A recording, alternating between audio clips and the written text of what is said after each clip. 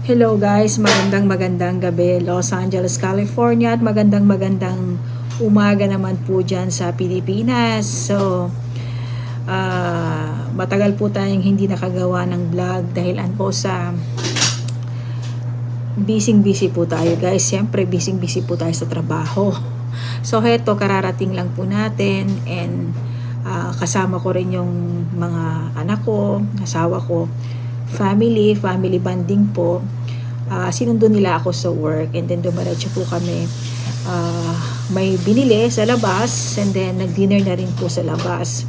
So kumusta na po sa lahat ng mga solid followers natin sa buong mundo, mga talagang solido na nagmamahal sa atin, na laging nandyan, at sa mga bagong followers natin, kumusta na po sa inyong lahat. Thank you po sa mga nag-follow, at sa mga kababayan natin dyan sa mga taga Davao, mga solid Duterte, alam nyo na yan. At syempre, kumustahin na rin natin yung mga bashers natin. Kasi ang tagal natin hindi nag-vlog, but anyways, nandyan din sila. Pasalamat din tayo sa kanila kasi views natin sila. So, isa rin sila na nagpapataas ng mga views natin, followers natin. Kung wala ang mga yan, Diyos ko, di ba? Siyempre, pag nandiyan ang mga yan, isa rin na nakakatulong yan sa ating mga pagbablog. Kasi nga, isa rin silang views. At isa rin silang nagpaparami ng followers natin pag nakikipagbalitaktakan na sila dyan. So, nagpapasalamat tayo sa mga followers natin na nagmamahal sa atin, and then yung mga bashers natin, of course. So, guys, ano na nga bang mga nangyayari dyan sa Pilipinas? Sunod-sunod na yung mga impeachment na final kay VP Sara kasi nga magtatapos na yung 1-year ban niya, diba? Itong February. So, yun na. Sunod-sunod na yung mga kulto na nag-file ng mga impeachment laban kay VP Sara. So, talagang hindi nila ito titigilan, guys. Bakit hindi na lang kayo lumaban ng patas at labanan niyo siya by 2028? Natatakot ba kayo na siya ang manalo, siya ang umupo by 2028? Kaya dinadaan niyo na lang sa kanya, dinadaan niyo na lang sa panggigipit, dinadaan niyo na lang, tinatabunan niyo na lang siya ng maraming kaso para ma-disqualify siya, para maalis siya, and then para hindi na siya makatakbo by 2028 at para na kayo, at parang wala na kayong makalaban na matindi.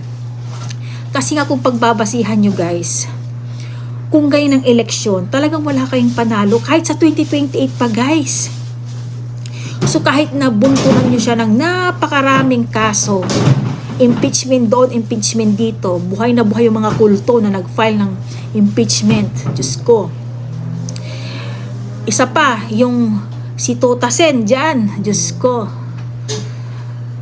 Biro nyo ba naman, question niya yung resulta lang Supreme Court doon sa impeachment ni VP Sara na unconstitutional siya. Bakit Soto, lawyer ka ba para questionin yun? Yung mga justices na yan, nag-aral sila. Binuno nila yung 9 na taon at more than that para matapos nila yung tinatawag na kung ano man yung ano nila ngayon, profesyon nila ngayon. Hindi nila maaabot yan kung mahinang mga utak ng mga yan. Ikaw ba, nakapagtapos ka ba ng lawyer? Abogado ka ba? Hindi naman, para questionin sila. So hindi mo naiintindihan yung mga bagay-bagay na, kasi umaasa lang kayo sa Google eh. Kung anong lumalabas sa Google, hindi kompleto yun guys. Para saan ba naman na mag-aaral ka ng abogado, kinakailangan mo i-google ba? Hindi. Talagang babasagin mo talaga yung utak mo guys. Talagang para mapag-aralan yung kung ano man dyan. Diyos ko, talaga ang hirap mag-aral ng abogado guys. Kinakailangan talaga may utak ka. Tapos may gana siyang questionin ang mga justices dyan, Supreme Court.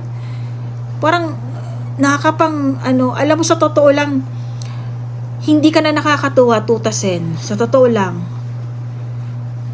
wala kang talaga, parang wala kang karapatan para questionin sila.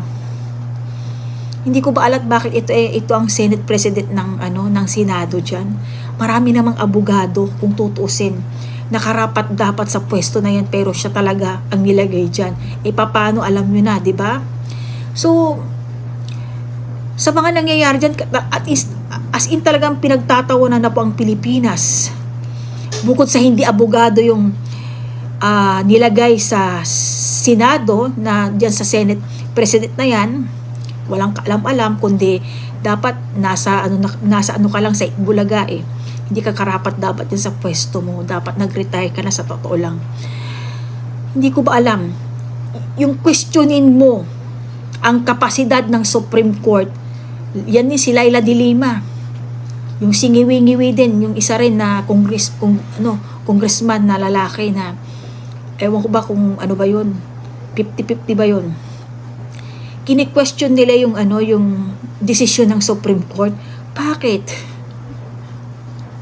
Bakit yung kini-question? Nasasaktan kayo sa desisyon nila? Na talagang totoo, tama? Pinag-aralan nyo ba yung pinag-aralan nila? Hindi, di ba? Wala kayong karapatan para questionin yun.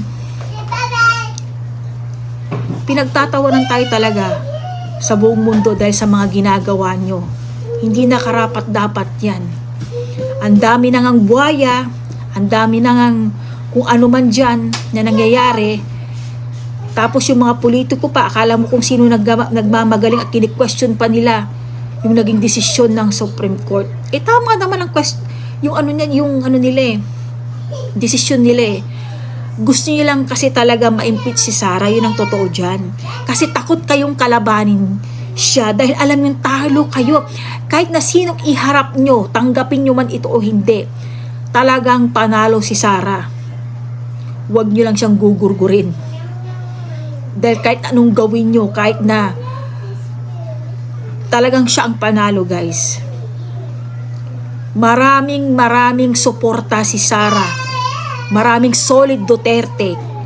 Mangilan-ngilan lang yung nagsasabi,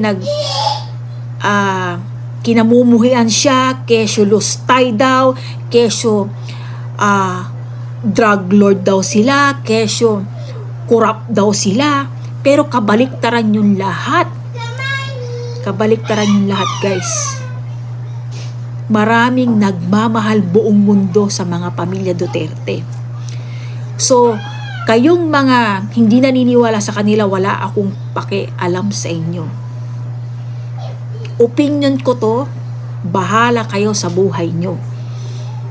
Dahil yun ang pagkakaintindi ko na okay silang tao at sila lang yung namumukong tanging